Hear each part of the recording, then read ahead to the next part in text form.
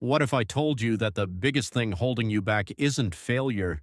It's thinking about failure. Right now, somewhere in the world, someone is losing sleep over a conversation that happened 3 years ago. Someone is imagining a future disaster that will probably never happen. And someone is stuck between two choices, unable to move forward because they're waiting for the perfect decision. If you've ever replayed conversations in your head, imagined worst-case scenarios, or spent hours thinking about a problem without finding a solution, then this video is for you, because today we're going to uncover the psychology of overthinking, and by the end of this video you'll understand why your mind does it and how to break free from it. Let's start with a simple question. Why do humans overthink? The answer is surprising. Overthinking is not a weakness. It's actually a survival mechanism. Thousands of years ago, our ancestors lived in a dangerous world. A small mistake could mean injury, starvation, or death. The humans who carefully analyzed threats were more likely to survive, so the brain evolved to constantly scan for problems, to predict dangers, to prepare for the future, and that ability helped us survive. But here's the problem.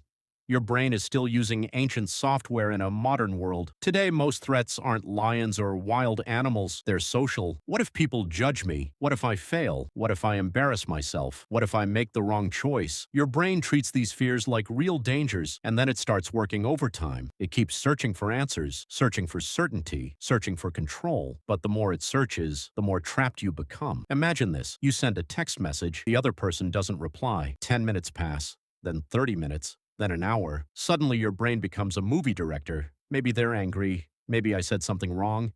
Maybe they don't like me anymore. Maybe I ruined everything. Meanwhile, the reality, their phone battery died. This is what overthinking does. It creates stories without evidence, and then convinces you those stories are true. But it gets worse. Overthinking doesn't just steal your peace, it steals your time. Think about how many opportunities people miss because they overthink. The business they never started, the skill they never learned, the person they never talked to, the dream they never chased, not because they weren't capable, but because they stayed trapped inside their own minds. Here's one of the biggest lies overthinking tells you. If I think about this long enough, I'll find the perfect answer. But life doesn't work that way. There is no perfect answer. There is no perfect decision. And there is no perfect moment. In fact, many successful people make decisions with incomplete information. They don't wait for certainty. They act despite uncertainty, because action creates clarity. Thinking alone does not. Now here's something most people don't realize. Overthinking feels productive. That's why it's dangerous. When you're overthinking, it feels like you're solving a problem. But often you're just replaying the same thoughts in different ways. It's like running on a treadmill. You're moving, but you're not actually going anywhere. So how do you stop? The first step is simple. Catch yourself. The moment you notice the same thought repeating again and again, ask, am I solving this problem or just worrying about it? That one question can instantly interrupt the cycle. Second, focus on facts, not fears. Facts are real. Fears are predictions, and predictions are often wrong. Third, take action, even a tiny action, because action breaks the loop. If you're worried about an exam, study one page. If you're worried about fitness, do one workout.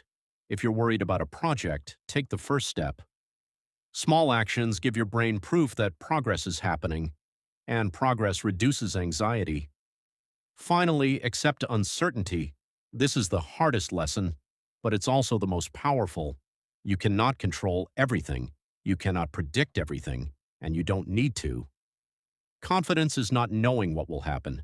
Confidence is believing that you'll handle whatever happens. Read that again. Confidence is not knowing what will happen. Confidence is believing that you'll handle whatever happens. The next time you catch yourself trapped in endless thoughts, remember this.